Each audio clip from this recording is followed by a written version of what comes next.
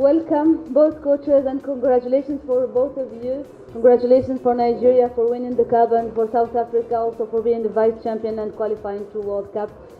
I may ask the both coach to give us like a few words about this competition. First of all, I'd like to congratulate Nigeria. It was a fantastic match. We gave everything that we had, and I did say in the pre-match conference that they know how to close it out, but we're going to give everything we've got. We left ourselves out on the pitch. The penalties is always a lottery, you know. You can practice and practice, but on the day is who has the nerve, and they had the nerve. And very proud of our team. We gave everything we got throughout the tournament, and showed, you know, that. We're here to stay. We're here to challenge. And once again, Nigeria goes home with a trophy. So congratulations once again, coach.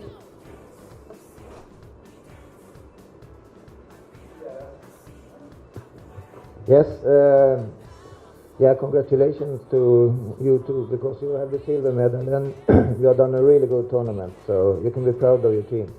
About the game today, I think that probably were the best passing game we had so far in the tournament. Our defense was solid also today, and the fact is that we only let one goal in 5 games, and that was against South Africa in the first game. So of course that is a really stable ground to start with. And today we also have a so much better passing game. As I said, we find better solutions. We play sometimes long, still play too many long, my opinion, but it was so much better today. So we have chances, and I think that when we were like 60 minutes into the game, I had the feeling that we will score. I think we have the game under control, and they just have a few counter-attacks. So I think we were closer during the 90 minutes to win the game than South Africa today. So it was so much better this time than the first time we met them. Thank you, coach. We take a first question. Please let the questions be direct, and one question since we don't have a lot of time. Yes, please, sir. It's fine. Yeah. I'd just like to say congratulations to Des. Fantastic job with this team. But you played in a team that also lost to Nigeria. And when you consider how much work you put in under how and to bring this team to where it is, you consider it, does that make it even more disappointing to you not to go ahead and win this tournament for the first time for South Africa? And then I think, second question, I think you made a change in the second half, you brought in the main one who went to the other back, and that's to contain Nigeria further and them on the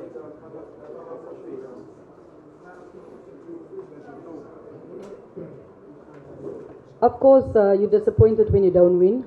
You know, we knew it was going to be a hard match, and we gave everything we got. But the disappointment stays there, and for the group, they've been fantastic. You know, working really hard this year, and we knew we had a chance, but they defended really, really well. We had 1 or 2. On another day, it would have gone in. Didn't go in. So on that side, yes, we are disappointed. We actually didn't go 3 at the back. We still went 4 at the back. The central defender went as a sitter, and we brought Noko in because sitter that went out Leandra. So we just brought like for like in, you know, have a physical presence, can play, win the aerial ball, because they were playing a lot of long ball. And as you know, South Africans are rather short. So we still wanted to win that aerial ball, and she's good on the ball. And that's the change that we made. Okay, I am Muftau Nabila Abdullah, Questa Free Sports. My question goes to Madam Desiree. Yesterday, when you and I spoke, you said Nigeria have been there before. They've done it a couple of times. They know how to close it out. You came up against a Nigerian side you beat in this competition.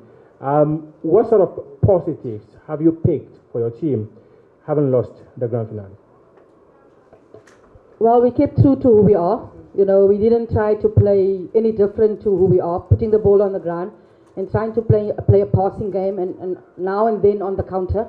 That's who we are. We didn't try to change it because if we had tried to change it, we would not have been able to compete. So we kept true to who we were, our pressing game, our passing game, playing the ball behind. We kept true to that, and that's not something that we will change very often because that's who we are. Thank you very much. Good evening. My question goes to the Nigerian coach. I'm sorry I had to speak with a lost voice. My question is that today your performance on the field of play shows to the rest of Africa that Nigeria is a powerhouse when it comes to women's football and harnessing the trophy. Now, my question to you is that under your tutelage, are you promising that Nigeria will continue to be that powerhouse, a force to reckon with when it comes to women's football from now to some time that nobody knows of?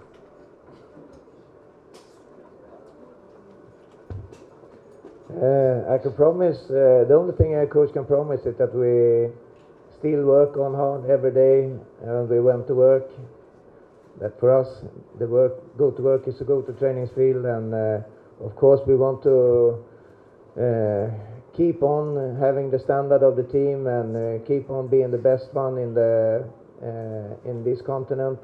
But of course you have to be really humble and also understand that all the other teams are working very hard to come closer to you. So if we want to stay in the position as number one, we need to work hard. We need to have a lot of camps. We need to come together on a regular basis so we can prepare the team very, very well. And definitely now, 6 months until the World Cup starts. So yeah, that's the only thing I can promise. We do whatever we can every day at work. Thank you. Sir? Eloy from Cameroon Radio Television. My question goes to Coach Desiree Ellis. I'm looking at the performance of the Banyana in this tournament. How much of an impact do you think it will have on the way the team is treated, and it will have on the growth of women's football in South Africa? Already, it had a big impact already. We got a call from our president last night. He's in Argentina. It shows the impact that we've made. Our education minister was here as well. Our vice president of SAFA was here as well. It shows the impact that we've made. If you look on social media and the messages that we got, it shows the huge impact that we've made. And we knew that we needed to make an impact. We knew that we needed to qualify for the World Cup. It was now or never. And the preparation that we've had through the help of our federation and our sponsor SASL, that has been magnificent, and I think they will continue to support that. We also have a National League happening next year, which comes at the right time, us qualifying for the World Cup and the National League. So that will really, set the bar really high. But I remember in 2000, when we had the tournament in South Africa, we had leagues springing up all over. Already, that's happening. And even more leagues are happening. We have varsity leagues, we have LFA leagues, and we have 352 LFAs, and in each LFA we have leagues happening already. So it's already really had a huge impact. Yes, sir. My name is Felix Romark. My question goes to both coaches. I want you to give me your general assessment of the whole tournament in general, and then what you think CAF can do to, develop or increase participation of the women's game across the continent. If I look the tournament as a whole in terms of football, there's been fantastic football. There's been a lot of new countries. Mali came and really showed their mettle, and I think that in the COSAFA region we have 12 teams at the tournament, and maybe that is the way to go, to increase the tournament. But I also feel that that there might be more competitions. There's only a competition for every 2 years, but also youth football has only a competition when they are qualifying. And I think more needs to be done because when our youth teams go to the World Cup, they don't really, they go until the group stages, and not many get out of the group stages. And you saw the talent that the Ghanaian team had at the Under-17 World Cup, and maybe if they had played on a regular basis, maybe also, a Champions League for club football, because that will really raise the level. In our country this year, everyone knew that the National League is happening next year. So we have a lot of new winners, because clubs have gone out and they've done their homework. But I must say, the Ghanaian people have been very welcoming. They've been fantastic. Wherever we went, we were welcomed with open arms when we arrived. They were fantastic. So in that way, it really raised the level. Because in Cameroon 2 years ago, the stadiums were packed out. So we were really happy to see that the fans were at the fields.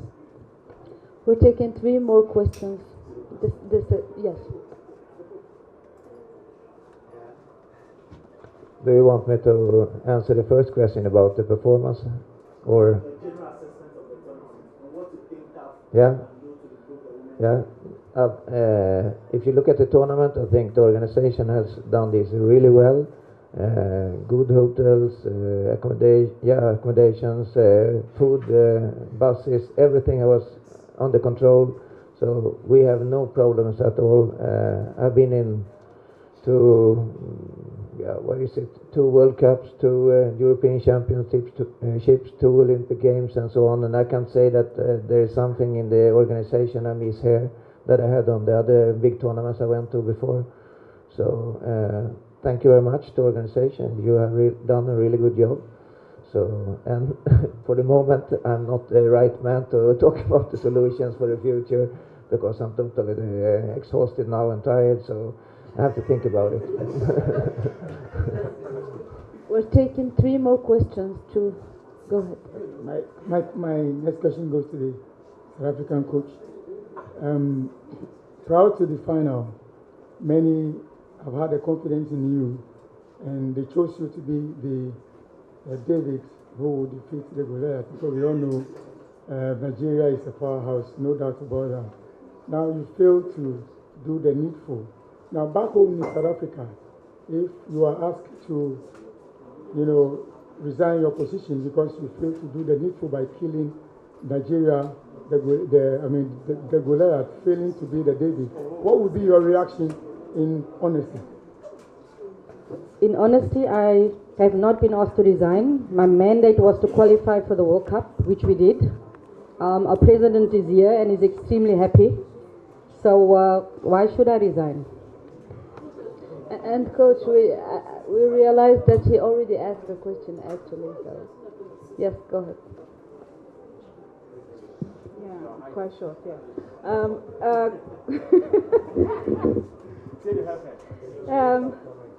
Janine Anthony, BBC. So I have 2 questions for Coach Desiree and Coach Thomas. Coach Desiree, 2016 losing against Nigeria, 2018 losing to Nigeria. 2020, how close are you personally as a milestone for you to overcoming Africa's powerhouses? And okay, I'll just get your response. We showed in this tournament that we're really, really close, but it's about small margins. It's about when you get opportunities to take up opportunities, it's about minimizing your errors. So I feel we're really, really close. In 2016 we were close, but this year we were much, much closer. So we have a little bit of work to do, but we're proud of our performance. Yeah, and Coach Thomas, lots of questions about Desiree Ellis not starting and not featuring in this game.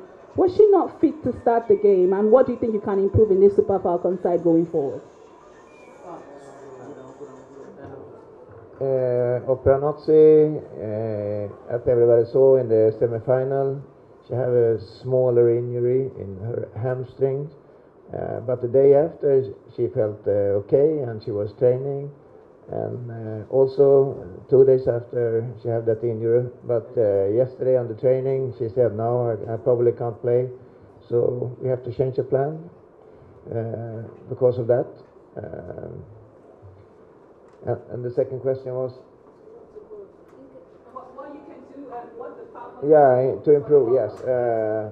That's what I said before here. I think everybody that see the team playing can see that we have a really solid defense, and that's a good way to start. But we need to create more scoring chances. We need to have the ball under control a little bit more. We still get stressed sometimes when we don't need to. I don't know if it's also about the pressure on the players, because there is no one in our home country that are satisfied if we don't bring the buckle home. So we need to do that, and maybe the sometimes feel a little bit stressed players, even if they are experienced.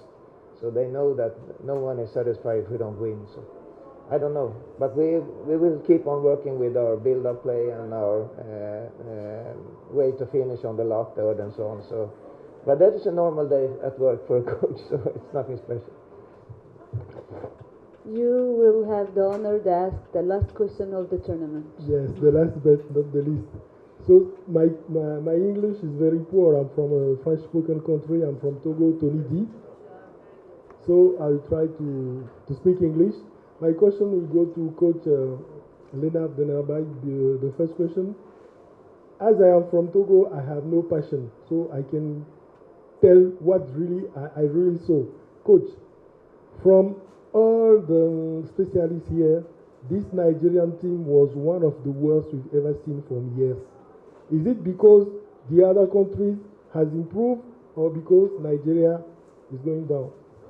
This is the first aspect of my question. And the second aspect is for Coach Desiree. Congratulations to you both of coaches. But the question is, you don't lose a game, but you are not champions. How does it feel? Nigeria lost one game, but is champion. Can I ask first? Honestly, I don't think it's fair to ask that kind of question after you have bring home the trophy. Sorry to say that. That's my answer. Well, we're disappointed, obviously. You know, you want to win all the games, you want to win the trophy, but if you don't and you put up a performance like we did, be proud of our performance, but very, very disappointed. Thank you, ladies and gentlemen. We are